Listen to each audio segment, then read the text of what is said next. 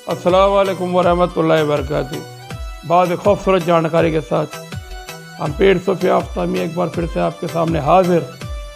आज जिस सब्जेक्ट में मैं बताने जा रहा हूँ तो वो है ईगो, यानी आदमी का घमंड।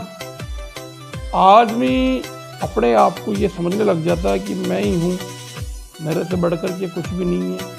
अल्लाह ताला थोड़ा सा नवाज दे तो वो बहुत ज़्यादा ऊपर उठने लग जाता है।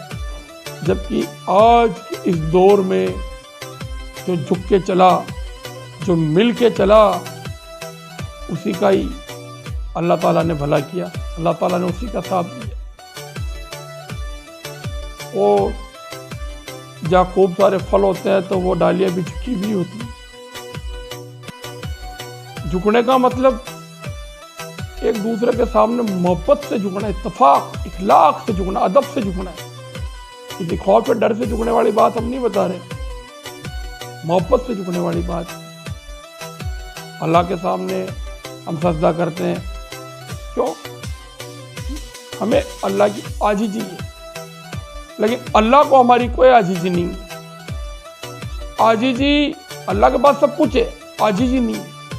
आजीजी जो है, गर्ज जो है, वो अल्लाह ताला ने इंसान को दी। अब वो गर्ज, हर तरह की गर्ज आ गई, हर तरह की आजीजी आ गई। उसी के चलते मैं आपको एक छोटी सी दास्तान सुनाता हूँ, बड़ी प्यारी है, इंशाल्लाह आपको पसंद आएगी। एक दफ़े एक जनाब थे, बहुत बड़े शहर के अंदर रहते थे। शहर में उनके नाम का डंका बजता था। उनके 5 लड़के थे, बहुएं थी, पोते पोती थे, बीवी थी, खूब ज़मीनें थी, जानवर थे, गाय भैंसे थी, कोई कमी नहीं थी। कहने का मतलब अल्लाह का पूरा पूरा उन पे फजलो करम था। लेकिन उनमें ईगो था, घमंडी बहुत थे। उनको ये लगता था कि मेरे से बढ़कर के कोई नहीं है मेरे शहर के अंदर, मुझे मैं ही हूँ। उनको करीब करीब सब जानते थे एरिया के अंदर कि ये बहुत घमंडी। एक दफ़ा उनके छोटे लड़के से कहीं किसी दोस्तों के अंदर कोई मारपीट हो जाती, तो मारपीट के दौरान एक लड़का उस चौधरी साहब के लड़के के हाथों से ख़त्म हो जाता है। गैर इरादतन हत्या, उसका इरादा तो नहीं होता है, लेकिन बहरहाल वो ख़त्म हो जाता है, उसकी डेथ हो जाती है। उठा करके उस लड़के का बाप है जो मतलब काजी साहब के सामने पेश होता है। उस लड़के को, चौधरी साहब के लड़के को तलब किया जाता है। वहाँ तो तलब किया जाता है तो काजी साहब उसे मौत की सजा देते हैं, सजाए मौत। अब चौधरी साहब को लगता था कि मैं हूँ, तो उन्होंने अपने पैसे का खूब यूज किया। कहीं रिश्वत देनी चाहिए, कहीं किसी को खूब खिलाना चाहा, कहीं क्या करना चाहा, कहीं क्या करना चाहिए, कहीं भी मामला नहीं बैठा। लड़का उनका कैद में, और मौत की तारीख जो थी मुकर्रर थी। अब ये था, अगर उस लड़के का वालिद अगर माफ़ कर दे तो मामला बैठे। वो माफ़ कर दे कि भाई मैं इस लड़के को माफ़ करता हूँ, तब तो कोई मसला ही नहीं है, क्योंकि केस उसने तो किया था वहाँ काजी साहब के सामने। अब वो चौधरी साहब से पहले ही चिढ़ता था, क्योंकि चौधरी साहब घमंडी थे, तो उसको तो एक तरह से एक मौके वाली बात आ गई ना।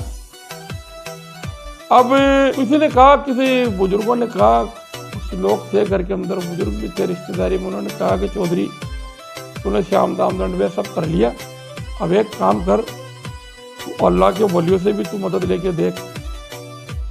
फला जगह एक पीर साहब है, तो पीर साहब के पास जाकर के आ, शायद तेरे लिए कोई रास्ता निकल आए। तो कहता मैंने इतना कुछ कर लिया, अब आप कह रहे हो तो मैं ये भी करके देख लेता हूँ। वो जाता पीर साहब के पास, जाते पीर साहब उसका इस्तकबाल करते हैं, पहचान जाते हैं कि वो तो मशहूर होता है, आइए साहब कैसे आए? तो साहब मेरे फला फला इस तरीके से मेरे बच्चे के हाथ से मर्डर हो गया, कत्ल हो गया, और अब मैं सब कुछ करके देख चुका हूँ। अब मैं चाहता हूँ कि मतलब ये मेरा मतलब है जो बच्चा कैसे भी करके बच जाए। तो क्या भाई ऐसा है, अल्लाह की इबादत करते हो कि हाँ मैं अल्लाह की इबादत भी करता हूँ। तो क्या लड़के के वालिद से बात करके देखिए कि वो बात करने को राज़ी नहीं। फिर अब तो कब एक तरीका है मेरे पास, लेकिन तुम कर नहीं पाओगे चौधरी साहब। नहीं नहीं, आप बताइए, मैं कर लूंगा। आप कोई भी तरीका हो मेरे बच्चे को बचाने के लिए मैं बिल्कुल कर लूंगा। मुझे लग नहीं रहा कि तुम कर लोगे। तो नहीं, मैं मतलब बिल्कुल कर लूंगा, आप बताओ तो सही मुझे। तो ऐसा है कि जितनी भी मस्जिदें हैं उन मस्जिदों के बाहर हमें बैठना है। जैसे नमाज पढ़ने गए कहीं, तो नमाज पढ़ने तुम भी चले जाओ, नमाज पढ़ के सबसे पहले बाहर निकलो और बाहर आके बैठ जाओ। जितने भी नमाजियों की चप्पलें उल्टी पड़ी है सबको सीधी करनी है, और वो चप्पलें सीधी कर करके आने वालों के पैरों में डालने के लिए, भाई ये चप्पल किसकी है पहनो। चौधरी कहता है ऐसी की तैसी के मैं और लोगों को चप्पल पहनाऊं। आप मुझे जानते नहीं हो पीर साहब, मैं कौन। क्या घमंड के अंदर वो मतलब झटके से उठ के और रवाना हो जाते, चले जाते हैं। फिर आगे जाते हैं, काफ़ी दूर निकलने के बाद ख्याल आता है कि अपने लड़के की ज़िंदगी का सवाल है। पीर साहब का पूरा तरीका मैंने सुना ही नहीं और मैं गुस्से में आ गया अपने ईगो के चक्कर में। एक बार बात तो पूरी हो जाएगी। वो वापस आया घूम कर, बताइए पीर साहब आप क्या कह रहे हो, मुझे बताओ, मैं कोशिश करूँगा मुझसे हो जाए। चप्पलें सीधी करनी, चप्पलें पहनानी, बस अपने ईगो को घमंड को नीचे करना है। इंशाअल्लाह कोई ना कोई रास्ता निकलेगा। अल्लाह बहुत बड़ा है, दुआ करेंगे तुम्हारे लिए। वो जाता है साहब, उसी समय से उसी दिन से नमाज पढ़ के टब बाहर निकलता है और जो सबसे बड़ी मस्जिद होती है वहाँ से शुरुआत करता है। अच्छा पीर साहब एक बात और कहते हैं कि ये एक ही मस्जिद का मामला नहीं है, सब मस्जिदों में करना है जहाँ तक टाइम हो सके। तो मैं कोशिश करूँगा। तो वो रोज़ जाता बाहर, नमाज पढ़ के टब बाहर बैठ जाता। पाँचवें वक्त का ये आलम किया उसने, और लोगों की चप्पलें सीधी करता। जल्दीबाजी में खोलते उल्टी हो जाती ना, एक चप्पलें सीधी करता। जब मस्जिद से नमाज पढ़ करके नमाजी बाहर आते वो चप्पलें लेके बैठता। मैं पहचानो कौन सी चप्पल है, लाओ पहना दो। सब लोग खुसर फुसर करते कि चौधरी को क्या हो गया, पागल तो नहीं हो गए, फिर करते क्यों कर रहा है। लेकिन अब ये तो सीना पसीना रात था। लोग पूछते चौधरी साहब आप ऐसा क्यों कर रहे हो, आपको कहाँ जरूरत पड़ रही है सब करने की। करा तुम जाओ भाई, कुछ मत बोलो, बस मेरा काम करने दो। करते करते क्या होता है कि 1 दिन 2 दिन 3 दिन 4 दिन 5 दिन 7 दिन 8 दिन गुजर जाते हैं, और उसके बाद उस लड़के का बाप बाहर आता है जिसको वो जूते पहना रहा होता है। चौधरी तू यहाँ लोगों को जूते उठा के पहना रहा है, ये क्या बात है। तो हाथ जोड़ के रोने लग जाता है। तो मैं इसी लायक और मुझे ये करना भी चाहिए। मुझ में बड़ा घमंड था, लेकिन एक अल्लाह के वली ने मेरा ये घमंड तोड़ दिया। तो कहता चौधरी तू उठ जा, तुझे ये सब करने की जरूरत नहीं है। तो नहीं, मुझे यही करना है। तो फिर वो हाथ पकड़ के उसको जबरदस्ती उठाता, उठ जा। जब तू इतना झुक गया है, इस कदर का तू झुक गया कि लोगों को जूते पहना रहा अपने हाथों से, देख करके तुझे मेरा दिल पसीज गया, मतलब रोना आ गया। तो कि तू मेरे बच्चे को माफ़ कर दे। चौधरी ने कहा मेरे बच्चे ने जानबूझ के तेरे बच्चे को नहीं मारा है, ये तुझे भी पता है। तो कहता चल कोई बात नहीं, मैं माफ़ करता हूँ, तो अभी तो चल मेरे साथ चले। उठ करके वो झगड़ा ख़त्म होता है, वो एक होते हैं, प्यार से गले मिलते हैं और वो उसके बच्चे को माफ़ कर देते हैं। काजी साहब पे जा करके वहाँ पर वो अर्जी पेश कर देता है कि इसके बच्चे से गैर इरादतन कत्ल हुआ है और मैं इसके लिए इसको माफ़ करता हूँ, मैं समझौता करता हूँ। तो जो काम ताकत से नहीं हुआ, पैसों से नहीं हुआ, वो छोटे से इखलाक से हो गया। तो मेरे भाइयों, इसको कहते हैं झुकना, इसको कहते हैं शुरुआत करना।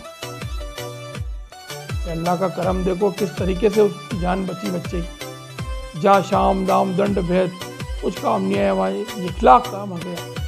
तो मेरे दोस्तों, मेरे भाइयों, अपने इखलाक को सुधारो, अपने इखलाक को सुधारो, किसी को नीचा न समझो। कुछ लोगों को ये होता है कि कोई नया आदमी कहीं जाके कहीं पेश हुआ, नीचे के पुराने आदमी को लगता है कि हम ही सब कुछ है, यह आदमी हमसे दब के रहे, झुक के चले। ऐसा नहीं है। आदमी की काबिलियत को पहचानो, आदमी के तौर तरीक़ों को पहचानो, सबको एक नज़र से देखना सीखो। एक आदमी इखलाक से बात कर रहा तो दूसरे को भी उसके इखलाक का इत्तेफाक सम्मान करना चाहिए, उसकी इज्जत करनी चाहिए। ऐसा नहीं कि उसको वो कमज़ोर समझ ले। हाँ, कितने अक्सर रहमदिली को कमज़ोरी समझा जाता है। रहमदिली कमज़ोरी का नाम नहीं है, इत्तेफाक और इखलाक का नाम है, प्यार मोहब्बत का नाम है, झुकने का नाम।